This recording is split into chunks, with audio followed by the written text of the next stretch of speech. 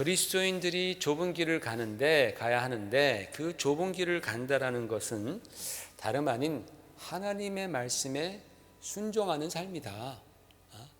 더도 덜도 말고 하나님의 말씀에 순종하는 삶이 곧 좁은 길을 가는 삶이다 라고 했습니다. 우리가 자칫 오해하면 좁은 길 하면은 고난, 슬픔, 희생 등등등 이런 것들만 우리가 많이 생각할 수 있습니다. 그러나 여러분 잘 들으십시오. 우리 하나님께서는 하나님의 자녀들이 고난받고 시련 가운데 빠지고 시험당하고 힘들어하는 것을 하나님께서는 결코 원하시지 않습니다. 그것을 보면서 야 이놈아 잘됐다 맛 좀 봐라 즐기시는 하나님이 절대로 아니시라는 말씀입니다. 성경은 그거를 분명하게 말씀하고 있습니다. 여러분 우리가 하나님은 긍휼의 하나님이라고 말할 때 그 긍휼이라는 히브리 단어가 라훔인데 이 라훔은 레헴이라는 단어와 맥을 같이 합니다. 이 레헴이라는 단어는 어머니의 태라는 뜻입니다. 어머니의 태와 그 긍휼, 자비함이 같은 말이에요. 같은 어원이에요. 자언만 쓰면 똑같아요. 옛날엔 자언만 썼기 때문에 그냥 보면은 그 말이 그 말입니다. 하나님의 긍휼함은 뭐냐? 바로 어머니가 자기 자녀가 고난당할 때에 그 안에서 끓어오르는 그 뜨거운 긍휼함, 그 자비함, 그 사랑, 그게 바로 하나님이 긍휼하시다라고 말할 때에 그 긍휼의 의미입니다. 따라서 하나님께서 긍휼하시다고 할 때 그 긍휼의 깊이는요, 그 모성애의 그 깊이, 여성분들은 그걸 잘 알겠죠. 그 모성애의 깊이 이상 능가하는 긍휼하심입니다. 따라서 우리 주님께서 가라라고 하신 그 좁은 길은 고난, 그것을 위한 길이 아니라 궁극적으로는 우리에게 진정한 기쁨과 만족을 보장하는 그러한 축복된 길이다라는 것을 성경은 우리에게 가르쳐주고 있는 거예요. 여러분, 그렇다면 인생의 진정한 기쁨과 만족은 어디서부터 오느냐? 지난주에 말씀을 드렸습니다. 우리를 창조하신 하나님을 우리가 사랑하고 또 우리와 함께하는 이웃을 사랑하는 데 있다라는 거예요. 여러분, 우리 인간은 사랑이 없으면 만족할 수 없습니다. 사랑이 없으면 기뻐할 수 없습니다. 아무리 긁어 모아도요, 내가 사랑받지 못하고 내가 사랑할 대상이 없다면 그 인생은 참으로 불행한 인생이 아닐 수 없겠죠.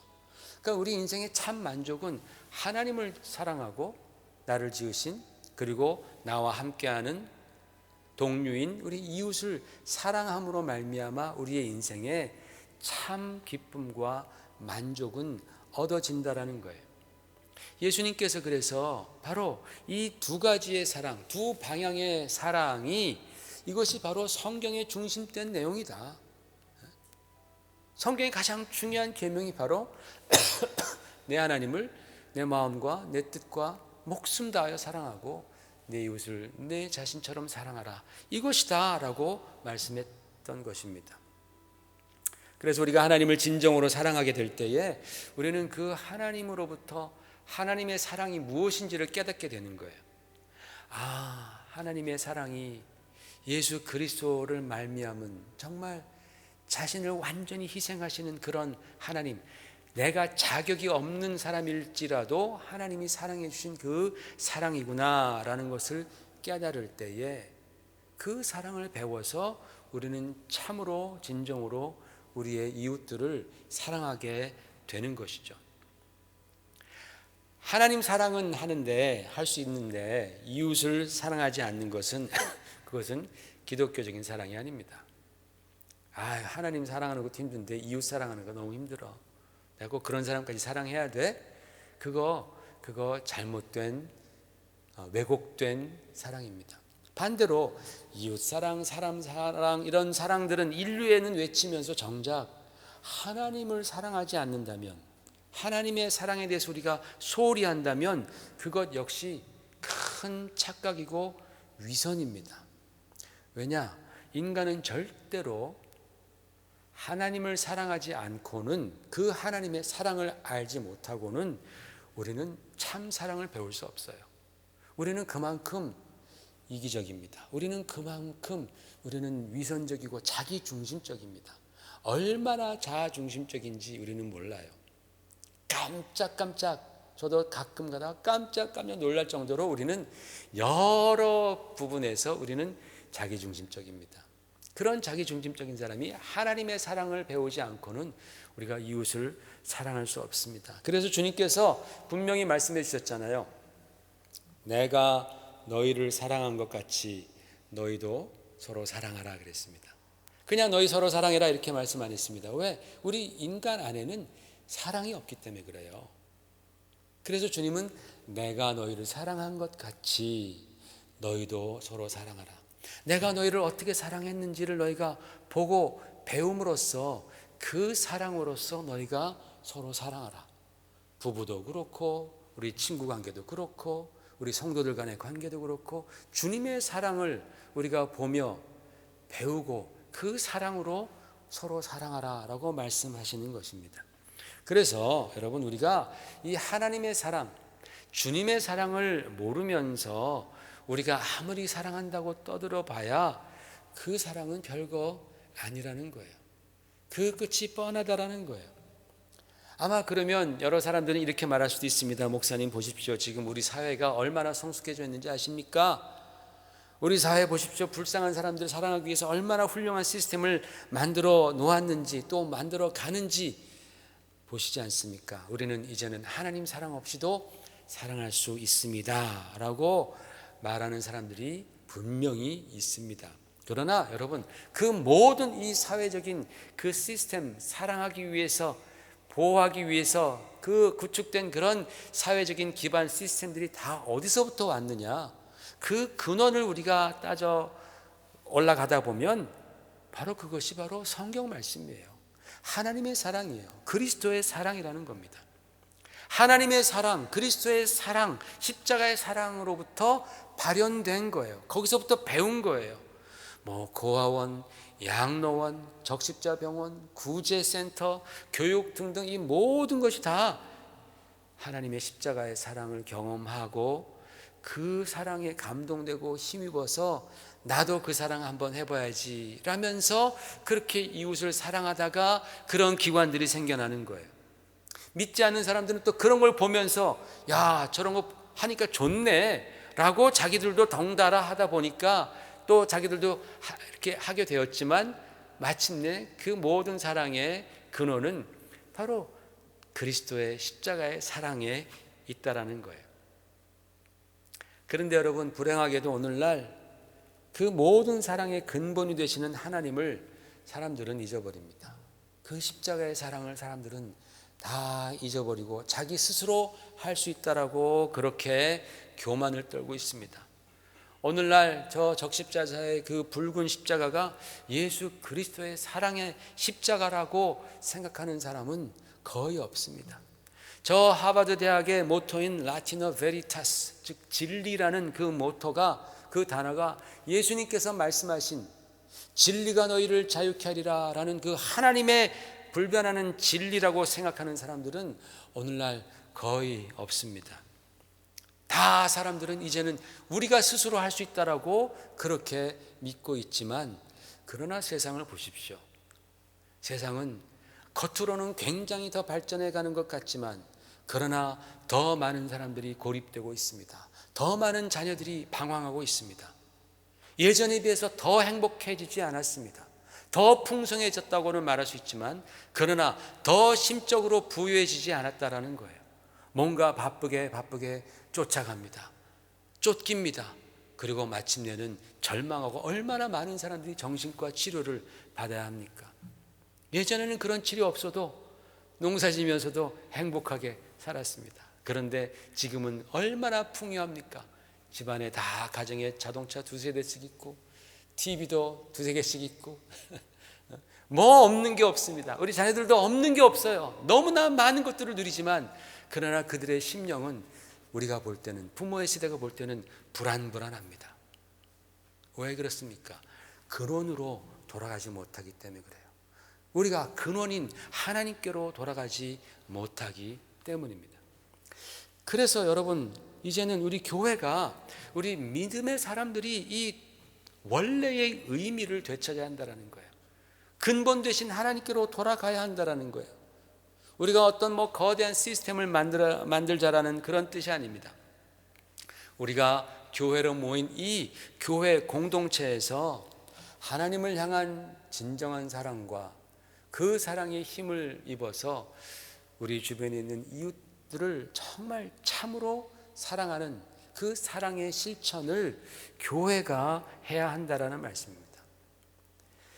하나님을 외면하는 바로 이 세상에서, 그죠? 하나님의 말씀이라면 일단 외면하고 보는, 하나님 하면은, 예수님 하면 일단 무시하고 보는 바로 이 세상에서 우리만큼은, 우리 성도들만큼은 정말 어떻게 해서든지 이 진리의 말씀을 따르기 위해서 한번 우리가 진지하게 함께 고민하면서 살아보자라는 것입니다. 이게 바로 우리에게는 좁은 길이에요. 우리가 지금 처해 있는 우리 상황, 믿음 때문에 핍박당하지 않고 없어서 굶주리지 않고 바로 우리의 이 상황 가운데서 우리에게 주어진 좁은 길은 진리를 외면하고 하나님을 저버리는 이 아주 심각한 죄악된 이 세상에서, 우리가 살고 있는 이 사회에서 어떻게 하면 우리가 더 힘써 하나님을 사랑하고, 어떻게 하면 우리가 그 사랑을 가지고 주님이 명하신 이웃들을 우리가 사랑하는지를 우리가 진지하게 고민하는 것, 그리고 실천하는 것, 이것이 우리에게 주어진 좁은 길이라고 확신을 합니다. 그래서 여러분, 크리스찬들은요, 여기에 확신을 갖고 헌신하는 사람들입니다. 그런데 문제가 있습니다. 우리가 다, 제가 지금 드린 말씀에 다 아멘, 확신할 거예요. 분명히 그래야 됩니다 라고 여러분이 동의할 것입니다. 그리고 거기에 헌신하려고 합니다. 그러나 우리가 너무나 쉽게 지쳐요. 너무나 빨리 우리가 지칩니다. 내가 꼭 그래야 하나? 나만 그저 잘 믿으면 되지, 왜 내가 남까지 챙겨야 하지, 피곤하게 꼭 그래야지만 신앙인가? 라면서 회의가 올 때가 있다라는 거예요. 내가 꼭 이렇게 믿어야 되는가? 바로 그렇게 우리가 확신한 것을 우리가 실천하다가 회의가 올 때에 바로 우리는 오늘 본문의 말씀을 우리는 기억해야 합니다. 그러므로 너희 안에 이 마음을 품으라. 그리스도 예수의 마음, 예수의 마음을 품으라 라고 성경은 우리에게 말씀하잖아요. 이 마음, 주님의 마음이 우리에게 필요하다라는 거예요. 여러분, 우리가 주님을 쫓아서 좁은 길, 하나님의 말씀에 순종하는 길을 가기 위해서는 반드시 그리스도 예수의 마음이 우리 안에 임해야 합니다. 주님의 마음을 내가 품어야 합니다. 여러분, 우리는 잘 알아요. 마음 없는 사랑이 얼마나 부질하다라는 것을. 마음 없는 사랑은 불가능한 것이죠. 여러분, 마음 없이 결혼해 보십시오. 얼마나 그것이 고통스러운가. 마음 없는 공부 아무리 시켜보십시오. 아이들이 잘 따라가나? 당연히 해야 하는 거 알아요. 아이들이 학교 당연히 가야 하는 거 알아요. 근데 마음이 없으니까 맨날 아침마다 싸우잖아요. 학교 가라 그러면 학교 왜 가야 되는데, 딱 그런 얘기 이제 아직 안 들어보신 부모님 계시겠지만 조금 있으면 들어보실 겁니다. 학교 가라 그러면 왜 가야 하는데, 공부해야지 왜 공부해야 되는데, 이놈아 공부해야지 네가 나중에 그래도 훌륭해지잖아. 뭐 옛날 우리 어머님들 왜 훌륭해져야 되는데. 마음이 없으면요 당연히 해야 되는 것도 너무나 힘들어요. 옆에서 그냥 그놈 깨워가지고 학교 보내는 게 얼마나 힘든지 제가 아는 목사님도 그것 때문에 맨날 자기 딸이랑 싸운다는 거예요. 참 마음이 없는 것 힘듭니다. 마음이 없는 신앙 얼마나 힘들겠습니까? 그 결과는 공허 그 자체이고, 또 그런 생활을 할 때 우리는 고역이 아닐 수 없습니다. 힘만 듭니다. 더욱이 우리가 주님 가신 길을 따라가야 하는데 주님의 마음이 없다면 그 길이 얼마나 고통스럽겠어요. 우리의 마음은 이쪽 세상을 향해 가는데 주님은 다른 곳으로 가자 하시니 우리가 거기를 가면서도 가기도 그렇고 안 가기도 그렇고 우리의 마음이 갈갈이 찢어지는 그러한 고통을 우리가 경험하지 않습니까? 주님을 따라가는 그 길만 가더라도 참 우리에게 좁은 길일 텐데 이 마음이 따라가 주지 않으니까 우리는 더 힘든 거예요. 그러니까 그런 분들에게 찬송가 좁은 길을 걸으며 밤낮 기뻐하는 것 주의 영이 함께함이라. 이 찬양은 도대체 뉘집 애를 위한 찬양인지 나에게 전혀 와닿지 않는 거예요. 좁은 길을 걸으면서 어떻게 내가 기뻐할 수 있는가?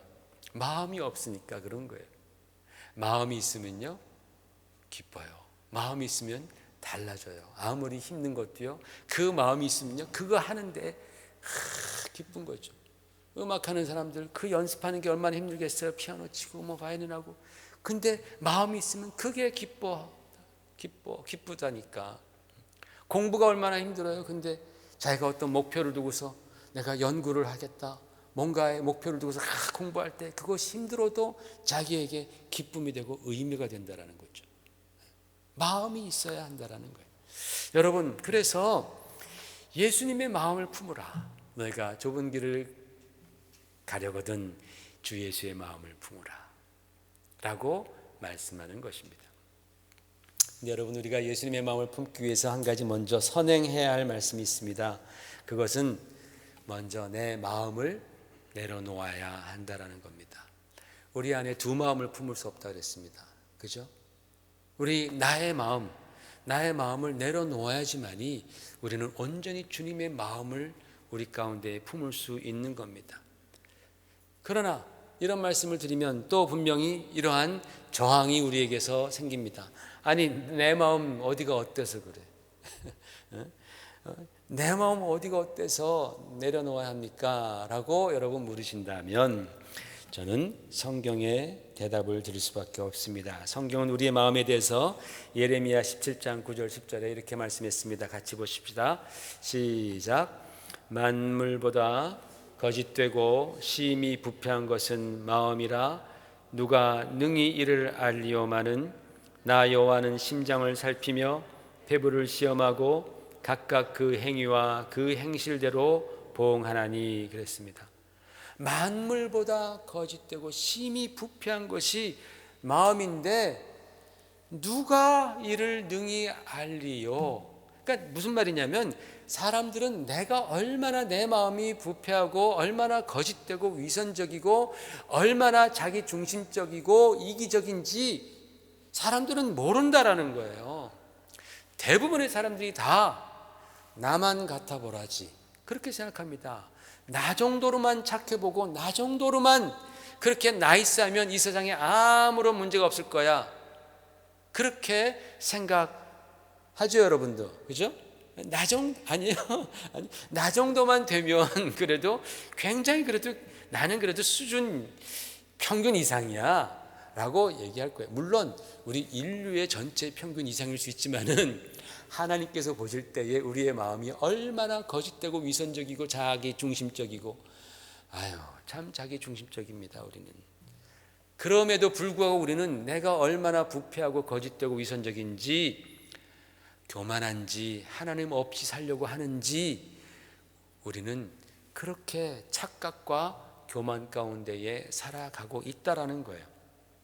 이 거짓되고 부패한 마음을 가지고 주님을 따라가려니까 주님을 섬기려니까 이게 힘든 거예요. 이게 언제나 부딪히는 거예요. 그거 없이 주님을 따라가면 정말 기쁨이 있고 은혜가 넘칠 텐데 이거 가지고 하려니까 얼마나 우리가 참 힘들고 아주 정말 숨이 찬지 모르겠다라는 거죠. 왜? 나의 부패하고 거짓된 위선적인 그런 마음 때문에. 그래서 여러분, 우리는 나의 그러한 마음을 우리는 회개함으로 십자가 앞에 내려놓아야 합니다. 주님 따라가는 사람들은 그런 나의 그 부패한 마음에 대해서 계속적으로 점검하셔야 됩니다. 여러분이 신앙생활을 그저 그냥 아무런 생각 없이 나만큼 하면 돼 라고 생각하면 그러면 나중에 큰 코 다친다니까요. 여러분이 여러분의 마음을, 말씀을 비추어서 점검해 봐야 돼요. 나는 정말 하나님 보시기에 그러한 올곧은 온전한 마음을 갖고 있는가? 성경은 내 마음이 부패했고 위선적이고 그리고 자기 중심적이고 탐욕적이고 교만하다고 말하는데 나는 정말 어떠한가? 우리가 우리 자신을 점검하지 않으면 우리도 모르는 사이에 하나님을 대적하는 그러한 인생이 되어버린다니까요. 그래서 우리는 우리 자신을 바라보면서 우리가 회개하는 거예요. 우리가 계속해서 우리가 회개하는, 하나님께서 우리에게 회개의 축복을 주셨잖아요. 회개하면서 우리의 부패한 마음 내려놓고 예수님의 마음 사모하는 겁니다. 주님의 마음을 주옵소서. 나에게 그리스도의 마음을 품게 하여 주옵소서. 여러분, 그 기도, 여러분의 기도 제목 중에 하나라고 저는 믿습니다. 여러분이 아직 그 기도 안 하신다면 오늘부터 당장 하셔야 됩니다. 주님, 그리스도의 마음을 품게 하시옵소서. 크리스찬들이 그리스도의 마음이 없다면 그것은 크리스찬이 될 수 없는 것이죠. 껍데기만 크리스찬이죠. 우리의 속사람이 그리스도의 마음으로 충만해져야 된다고 성경은 그 마음을 품으라라고 말씀하고 계시는 겁니다. 그렇다면 여러분, 오늘 성경에 나타난 그리스도의 마음이 과연 무엇인가 한번 보십시다. 오늘 본문 말씀은 사도 바울이 기록한 이 빌립보서 너무 좋은 말씀이잖아요. 그 빌립보서, 기쁨의 서신이라고 하는 이 빌립보서 중에서도 가장 중심에 있는 말씀이에요. 가장 핵심적인 말씀입니다. 그런데 이 빌립보서의 가장 핵심적인 말씀임에도 불구하고 성경학자들은 이 빌립보서 2장 5절에서부터 11절까지의 말씀은 사도 바울이 직접 기록한 것이 아니라 그 당시에 초대교회들 가운데 퍼져 있던 예수 그리스도를 향한 신앙 고백을 그대로 인용했다라고 학자들은 그렇게 말을 합니다. 그러니까 이미 초대교회 때에 예수님에 대한 신앙 고백이 다 정립되어 있었다라는 거예요. 그것을 빌립보 교인들에게 너희 이거 알지 않느냐라고 인용해서 적었다라는 겁니다. 그런데 오늘 이 말씀, 너희 안에 이 마음을 품으라. 그는 근본 하나님의 본체시는 하나님과 동등됨을 취할 것을 여기지 아니하시고 오히려 자기를 비워 종의 형태를 가지사 사람들과 같이 되셨고 사람의 모양으로 나타나사 자기를 낮추시고 죽기까지 복종하셨으니 곧 십자가에 죽으심이라. 바로 이 말씀은요, 예수님에 대해서 굉장히 중요한 두 가지 사실을 말씀하고 있습니다. 우리가 신학적으로 그것을 기독론이라 그래요. 기독하면은 크라이스트라는 뜻이거든요. 그래서 크리스톨로지라고 말을 합니다. 기독론, 그리스도에 관한 그러한 이제 신학이다. 그러한 이제 지식이다. 첫 번째로는 예수님의 신성에 대해서, 디어티, 예수님이 하나님이시다라는 것에 대한 고백입니다. 예수님은 그는 근본 하나님의 본체이시나 근본적으로 그분은 하나님이시다라는 거예요. 그가 하나님과 동등됨을 취할 것으로 여기지 않았다라는 말씀은 그분은 하나님과 동등하신 하나님이시다라는 그런 고백입니다. 예수님께서 비록 인간의 몸을 입으시고 이 땅에 오셨으나 그분은 하나님이시다라는 그러한 예수님의 신성에 대한 고백이 들어가 있는 거예요. 두 번째로는 예수님의 인성에 대한 고백입니다. 그분은 하나님이시지만 그러나 또 사람이시다. 예수님은 자기를 비우셨다라고 말씀하잖아요. 그게 무슨 뜻입니까? 예수님은 하나님으로서 누릴 수 있는 그런 모든 영광과 모든 능력과 모든 지혜와 이와 같은 것들을 비우셨다라는 거예요. 자기를 비워 그랬습니다. 여러분, 자기를 비웠다라는 의미는요, 그 모든 것들을 완전히 다 없앴다라는 그런 뜻이 아닙니다. 스스로 자신을 제한하셨다라는 뜻입니다. 예수님께서 이 땅에 오실 때 스스로 자신을 제한하셨다. 마치 이런 것 같아요. 여러분, 물이 끓기 위해서는 100도가 필요하잖아요. 100도까지 올라가야 됩니다. 그래야지 물이 끓습니다. 만약에 그 끓는 물을 우리가 하나님의 상태라고 생각한다면 1도만 빠져도 끓지 않아요. 그죠? 2도만 빠져도 물은 끓지 않습니다. 마치 그렇게 주님께서는 자신을 제한함으로 말미암아 하나님의 자리에서 그분은 인간의 자리로 내려오신 것입니다. 예수님에 대한 인성에 대한 고백입니다. 굉장히 중요한 두 가지 예수님에 대한 사실을 고백하고 있는 거예요. 신앙으로. 여러분, 우리의 건전한 신앙은요, 예수님의 신성과 인성에 대한 올바른 이해와 믿음으로부터 시작된다라는 것을 여러분 잘 명심하십시오. 뭐 그냥 믿으면 되지, 뭐 복잡하게 뭐 예수님의 인성이 어떻고 신성이 어떻고. 아닙니다. 많은 이단들이 그렇게 다 빠집니다. 대부분의 이단들은 다 예수님에 대해서, 어떤 자들은 예수님의 신성만 믿고 인성은 믿지 않아요. 그분이 어떻게, 사람이 어떻게, 사람은 아니야, 그분은 하나님이야. 또 어떤 이단은 어떻게 하나님이 십자가에서 죽어, 사람이지, 그분은 사람이야, 하나님은 아니야. 이렇게 해서 이단이 생기는 거예요. 그래서 여러분, 우리가 신앙생활하면서 성경 말씀을 잘 배우면서 내가 믿는 예수가 누구이신지를 바로 이해하고 믿고 고백할 때에 거기서부터 건전하고 참다운 신앙, 하나님께서 기뻐하시는 신앙이 생기고 자라난다라는 사실을 여러분 꼭 마음에 그렇게 명심하시기를 부탁을 드립니다. 그래서 여러분, 이 고백은요, 이 빌립보서에 있는 이 고백은 사도 바울이 어떤 사람이에요? 사도 바울이 로마서 그리고 각종 서신서를 쭉 쓰면서 기독교의 신앙 교리 체계를 확립한 분이 사도 바울입니다. 엄청난 사람이에요. 그분의 서신서를 통해서 조직신학이라는 신학이 이제 타동하는 거예요. 나오는 거예요. 아주 정말 기독교의 그 교리를 체계적으로 완전하게 그리고 화려하게 정립한 분이 사도 바울인데, 그분이 그 신학을, 기독교 교리를 이미 정립하기 전에 이미 초대교회의 믿음의 근간이 된 신앙 고백이 바로 빌립보서 2장 5절이에요. 6절 7절. 그리스도께서 완전한 하나님이시고 그분이 완전한 인간이시다. 바로 초대교회의 믿음의 근간이었다라는 사실입니다. 그러니까 여러분, 우리도 그거에 대해서 분명히 알아야 되겠죠. 분명한 고백을 우리가 해야 한다라는 겁니다. 자, 여기서부터 우리는 예수 그리스도의 마음이 무엇인지를 우리는 가늠해 볼 수 있다는 거예요. 주님의 마음이 과연 뭐냐? 첫 번째로는 겸손입니다. 겸손. 예수님께서 그 높은 보좌를 포기하시고 이 낮고 천한 모습으로 오신 바로 그 사건을 통하여서 우리가 배울 수 있는 주님의 마음은 겸손입니다. 하나님이셨건만 자신을 비워 종의 형체를 가지시고 자기를 낮추셨다라고 성경은 말씀하잖아요. 여러분, 예수님의 마음 중 단연 으뜸이 겸손입니다. 예수님께서는 마태복음 11장 29절에 이렇게 말씀했습니다. 함께 같이 읽습니다.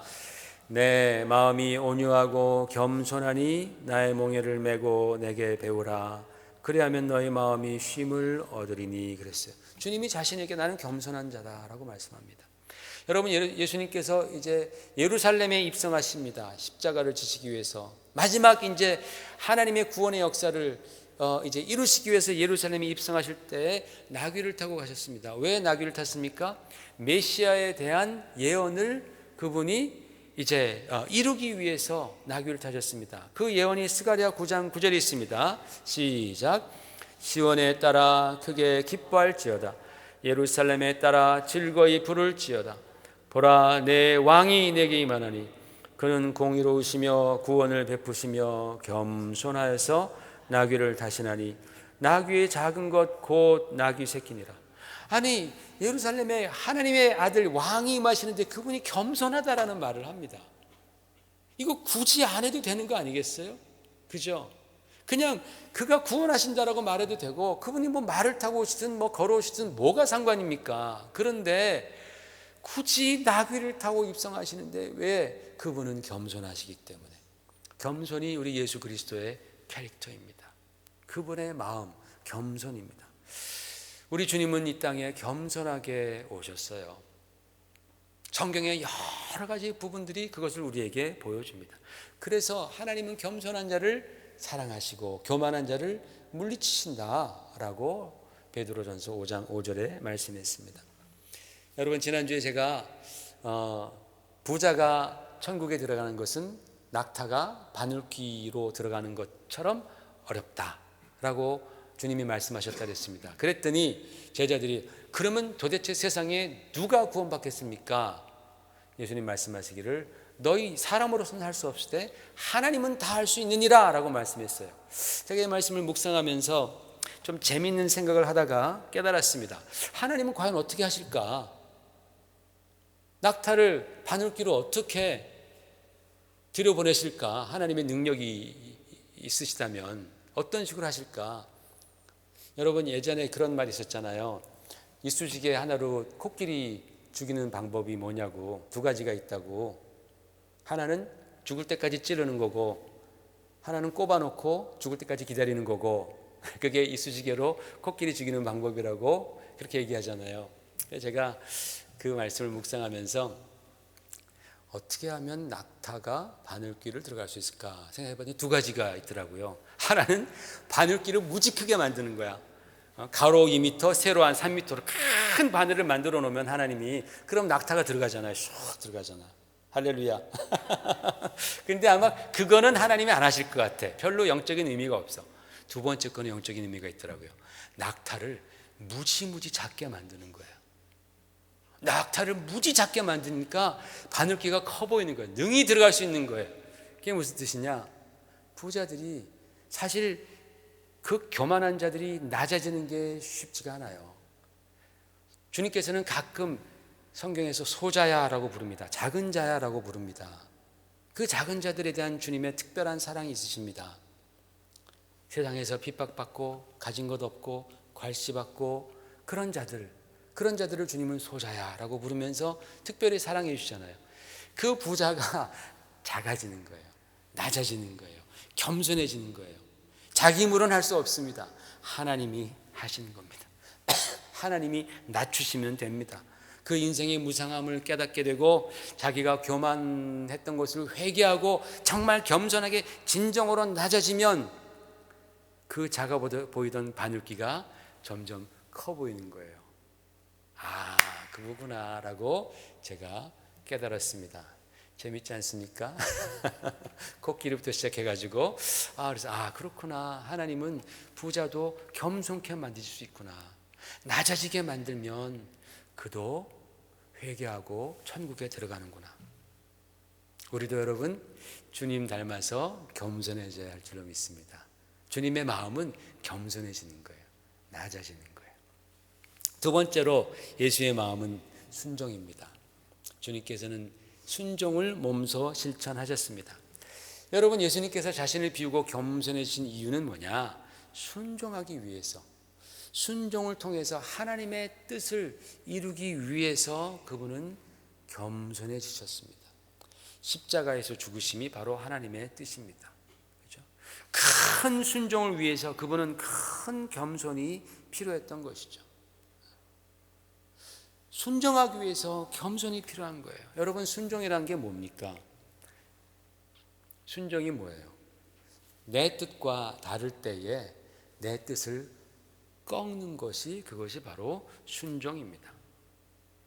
우리 주님께서 십자가에서 죽기 전날 밤에 겟세마네 동산에서 기도하시잖아요. 막 정말 땀방울이 핏방울이 되도록 주님이 간절히 기도하실 때에 이렇게 기도했습니다. 마태복음 26장 같이 보십시다. 시작. 네, 아버지여, 만일 할만하시거든 이 잔을 내게서 지나가게 하옵소서. 그러나 나의 원대로 마옵시고 아버지의 원대로 하옵소서. 이 잔을 좀 피해 갈 수 있으면 좋겠습니다. 그러나 내 뜻대로 마시고 아버지의 뜻대로. 아버지의 뜻이라면 제가 제 뜻을 꺾겠습니다. 이게 바로 진정한 순종의 모습입니다. 하나님의 뜻을 위해서 내 뜻을 접는 거예요. 여러분, 하나님께서는 우리에게 거의 대부분 순종을 요구하시지 동의를 요구하지 않습니다. 성경에 보면 가끔, 아주 가끔 하나님께서 동의를 하시는 것처럼 보이는, 뜻을 물어보실 때가 있습니다. 그러나 대부분은 하나님은 다 순종을 요구하시는 겁니다. 명하십니다. 그리고 순종하라라고 말씀합니다. 동의란 것은요, 내가 평가해 봐서 좋으면 하고 싫으면 하지 않는 거가 동의예요. 그런데 여러분, 우리가 과연 무엇이간데 하나님의 뜻을 감히 평가하고 좋고 나쁘다라고 말할 수 있겠습니까? 우리는 그거 못합니다. 우리는 못해요. 그러나 우리가 그럼에도 불구하고 순종하기 힘든 이유는 이해가 잘 안 되기 때문에 그런 것 같아요. 하나님의 말씀에 이해가 안 되기 때문에 우리는 잘 순종을 안 합니다. 그러나 여러분, 이거 믿잖아요. 하나님의 뜻은 언제나 의로우시고 언제나 선하시다. 여러분, 우리가 이거 믿지 않습니까? 그죠? 하나님의 지혜가, 하나님의 어리석음이 나의 가장 지혜로운 것보다 더 지혜롭다라고 성경을 말씀하지 않았습니까? 그 하나님을 내가 신뢰하고 순종하다 보면요, 그러면 그 하나님의 뜻을 우리가 이해하게 되는 거예요. 아, 그렇구나. 여기에 이러한 유익이 있구나. 여기에 이러한 축복이 있었구나 라는 것을 우리가 깨닫게 된다라는 것이죠. 바로 그래서 우리가 순종을 배우는 거예요. 예수님의 마음의 두 가지, 겸손과 순종. 근데 여러분, 예수님께서 겸손하시고 순종하신 이유가 뭐라 그랬습니까? 십자가를 지시기 위해서, 십자가에서 죽임당하기 위해서. 그렇다면 과연 십자가는 뭐를 의미합니까? 뭘 목적으로 주님께서는 십자가를 지셨어요? 바로 우리 영혼을 구원하시기 위해서예요. 그렇죠? 우리를 구원하시기 위해서. 그 말은 뭐냐? 예수 그리스도의 겸손과 예수 그리스도의 순종은, 그것의 목적은 영혼 구원이 있었다라는 거예요. 죽어가는 영혼들을 구원하기 위해서 주님이 낮아지신 것이고, 그 영혼들을 구원하기 위해서 당신이 십자가에 죽기까지 순종하신 것입니다. 그렇기 때문에 여러분, 성경이 우리에게 너희는 예수의 마음을 품으라, 겸손과 순종의 마음을 품으라 라고 말씀을 하여서 우리가 주님의 마음을 품게 될 때에 우리는 필연적으로 무엇을 하게 됩니까? 어떤 일에 동참하게 됩니까? 바로 하나님의 뜻인 영혼 구원, 바로 이 사역에 동참하게 된다라는 것입니다. 주님의 마음을 품을 때. 여러분, 이것은요, 그 영혼 구원, 바로 이것은 생명 공동체인 교회만이 감당할 수 있고 또 감당해야만 하는, 예수님께서 우리 크리스천들에게 마지막에 맡겨주신 The Great Commission이라고 그러잖아요. 위대한 사명, 너희는 땅끝까지 가서 복음을 전하라, 구원의 역사를 이루라. 바로 이 사명, 이 사명을 우리가 감당한다라는 것입니다. 결론적으로 사랑하는 성도 여러분, 올해 저와 여러분은 좁은 길을 선택하는 그리스도인이 되었으면 좋겠어요. 저도 그렇고 여러분도 그렇고 우리 각자의 위치에서 우리가 좀 더 좁은 길을 선택하면서 주님께서 원하시는 길, 그런데 그 좁은 길이 뭐냐? 하나님 사랑과 이웃 사랑을 실천하는 길이다. 그리고 그러기 위해서는 내가 주님의 마음을 품고 겸손과 순종으로 십자가의 길, 그것이 곧 무슨 길이에요? 영혼 구원의 길이다. 우리는 십자가 질 필요가 없잖아요. 주님이 다 지셨는데 우리는 그저 영혼 구원을 위해서 우리가 겸손해지고 또 하나님 말씀에 순종하고 주님이 주신 사랑으로 영혼들을 사랑함으로 그들을 주님께로 이끄는 바로 그 사명 감당하면 되는 거예요. 십자가의 길은 영혼 구원의 길, 그 이상도 그 이하도 아닌 것입니다. 그래서 저는 여러분에게 주님의 마음을 품고 영혼 구원을 함께 이루시자고 도전합니다. 우리가 올해는 영혼 구원을 위해서 우리가 힘쓰십시다. 제가 이 말씀을 준비하면서 가만히 생각해 보았습니다. 부활절까지 9주 남았습니다. 우리가 그 부활절 9주가 남았는데 여러분, 정말 우리가 부활절에 주님의 부활을 기뻐하는 것뿐만 아니라 우리가 주님께 기쁨을 드리는 일이 무엇일까? 영혼을 전도해서 주님께 이끌어가는 것을 주님께서 기뻐하시겠죠. 그래서 우리가 한 일주일 동안 우리가 기도합시다. 오늘부터 한 일주일 동안 기도하면서 주님, 나에게 전도할 대상, 주님께로 인도할 대상을 나에게 생각나게 하시옵소서. 한 사람도 좋고 5 사람도 좋아요. 그래서 여러분이 기도하시면서 전도할 대상을 여러분이 정하십시오. 그리고 다음 주부터 우리가 더 기도하면서 그들을 겸손함으로 사랑으로 섬기면서 주님께로 우리가 인도하십시다. 이게 바로 우리들에게 주어진 좁은 길입니다. 그래서 우리가 이번 부활절 때에 우리가 정말 하나님께서 기뻐하시는 사망에서 생명으로 옮겼느니라, 예수 믿을 때에 사망에서 생명으로 옮겼느니라, 바로 그 역사를 우리가 함께 보면서 기뻐할 수 있도록 바로 우리가 그렇게 이번에 한번 준비하고 감격스러운 예배를 우리가 한번 드릴 수 있도록 그렇게 기도하며 함께 나아가십시다. 우리가 함께 기도하겠습니다. 아버지 하나님 고맙습니다. 주여, 우리가 주님의 마음이 우리 가운데